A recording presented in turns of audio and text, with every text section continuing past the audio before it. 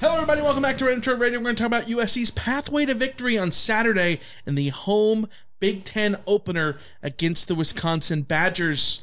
Alicia, USC wins if the offensive line bounces back after the Michigan game. Yeah, there are people in Wisconsin right now licking their lips and looking at USC's offensive front and thinking that they can do to USC what Michigan did to USC. It's USC's job to prove them wrong on that. USC needs to see huge responses from the likes of Elijah Page, from Mason Murphy, from Alani Noah, from Emmanuel Pregnon, and even Jonah Monheim. When it comes down to it, USC, it is not acceptable for a USC offensive line to perform like that against anybody. I don't care if they're a great defensive line or not. Yeah. You got to play better. Yeah, and successfully bounce back. What do you think that literally means?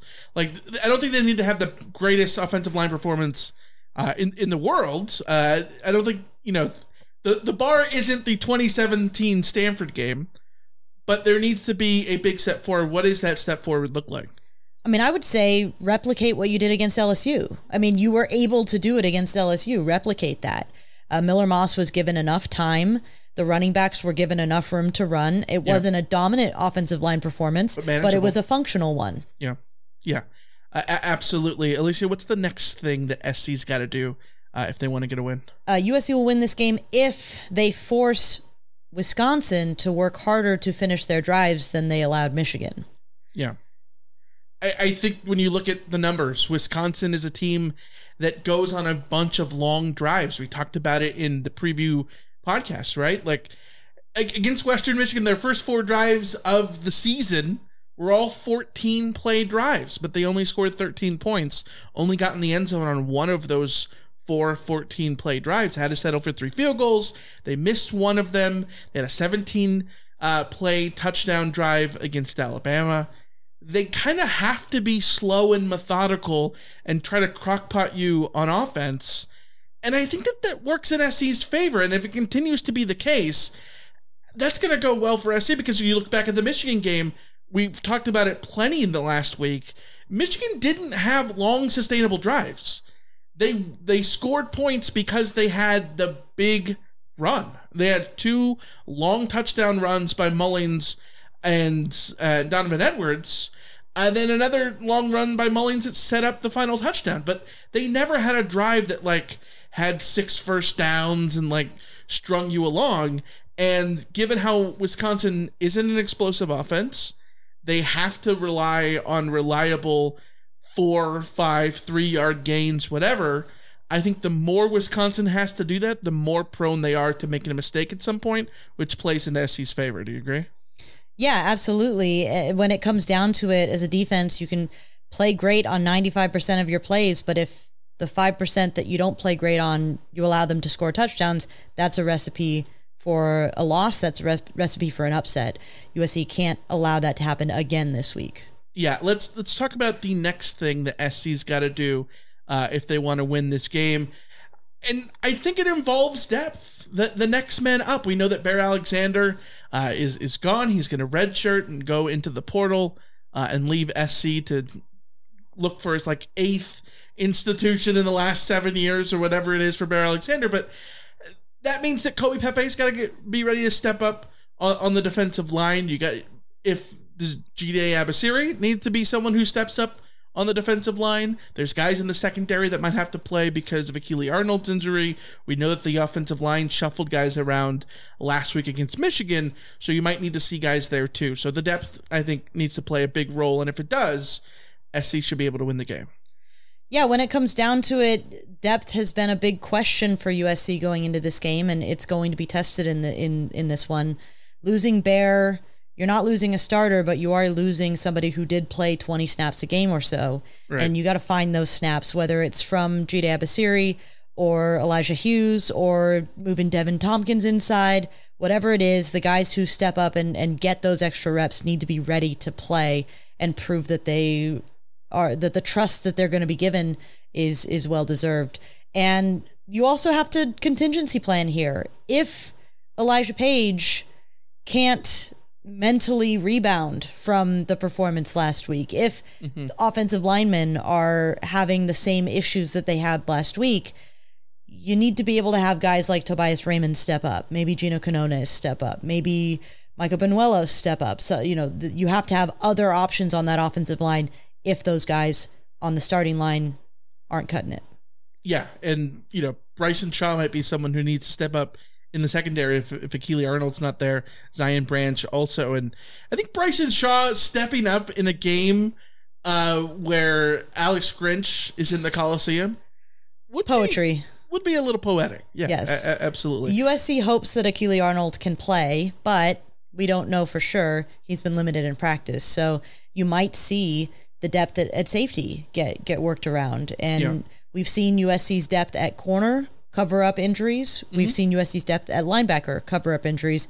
Now it's time for the safeties to take part as well. Yeah, I think it does also benefit the Trojans that at safety, those guys, I think the bar is a little bit lower against Wisconsin, wrong UW. Wisconsin against than maybe some other teams like Penn State, for instance, because Wisconsin's not going to necessarily challenge them vertically, but they got to be ready to make their tackles in the run game. Alicia, what's the next reason that SC could win this game? Yeah, USC will win this game if the defense makes Braden Locke look like the backup that he is. Braden Locke is taking over for Tyler Van Dyke, who was injured against Alabama. He has been in this position before, and he's done a pretty admirable job. Hasn't thrown an interception on the road yet as a starter, but he is still a backup. He isn't the number one option for Wisconsin, and the ceiling of Wisconsin's passing offense definitely gets lowered a bit without Tyler Van Dyke out there. But, USC fans watching know USC has had issues with backup quarterbacks going back forever, letting them look better than they should. So that's a challenge for the defense.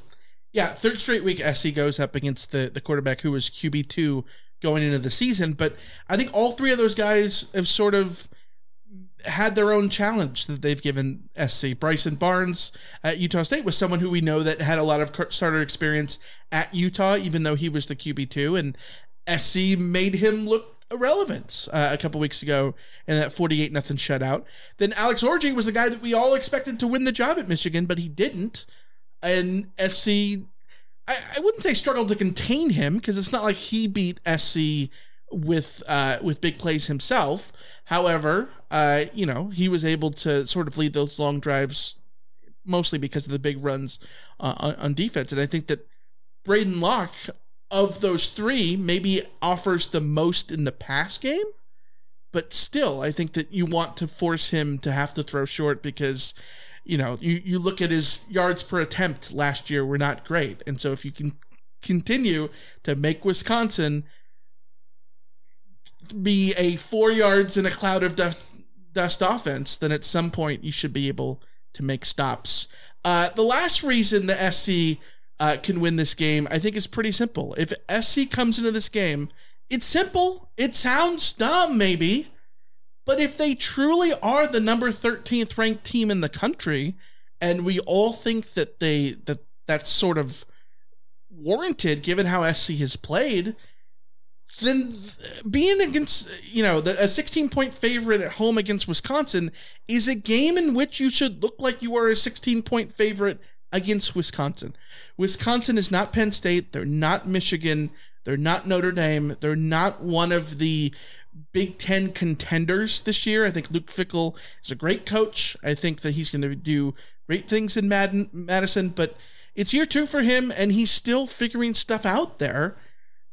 This is not a team that should bully SC around. And if SC is the hammer and not the nail, like they should be, they should not have any problems on Saturday. If they don't, then maybe SC just isn't the number 13th ranked team in the country. Well, and that's kind of what I was getting at earlier, too, is that Wisconsin is going to look at this and think, well, if Michigan did it, then we should be able to, too. Yeah. And USC needs to very quickly establish that, no, that game between USC and Michigan was a battle of upper tier Big Ten teams going toe-to-toe, punching each other in the mouth. And Wisconsin is not in that tier. USC needs to make that clear going into this game. USC needs to make it clear that any perception that USC can't handle the physicality of the Big Ten is a misperception from Right. people who just look at stats and don't understand how the game played out against Michigan. And that applies certainly on the defensive side of the ball, because I think they have held up the best, but also on the offensive side of the ball. If USC wants to continue to be a team that's ranked in the top 15, they need to have an offensive line that's playing like it. Yeah. And they need to have wide receivers that are catching the ball like it. And they need to have DBs that are covering like it, and edges that are creating havoc like a top 15 team in the country. It feels like USC has a quarterback that is certainly a top 15 quarterback in the country, but Miller Moss also needs to be what we've seen from him the last 3 weeks, the last 3 games. Continue going forward with that, and like you said, play against Wisconsin the way that the number 13 team in the country should play against Wisconsin. That's exactly what Alabama did as, a top 5 team. Mm-hmm. They did to Wisconsin what a top 5 team should do to Wisconsin. USC needs to do the same from the 13 perspective. Yeah. Wisconsin's a good team. They're not a great team. And if you're the number 13 team in the country, you should be able to beat a good team. So SC's got to prove it that way. That's going to wrap up our USC wins if video. As always, you can join us after the game with a live CarCast, live reaction show talking about the Trojans and the Badgers on Saturday. Should go live about 4 o'clock. But until then, Alicia, that's it for us. So we'll see you. But see this video right here? That one right there? Okay. You're going to want to click that, but then also down at the bottom of the screen, hit subscribe, will you? And the like button. Yeah. Until next time, we'll see you. See ya.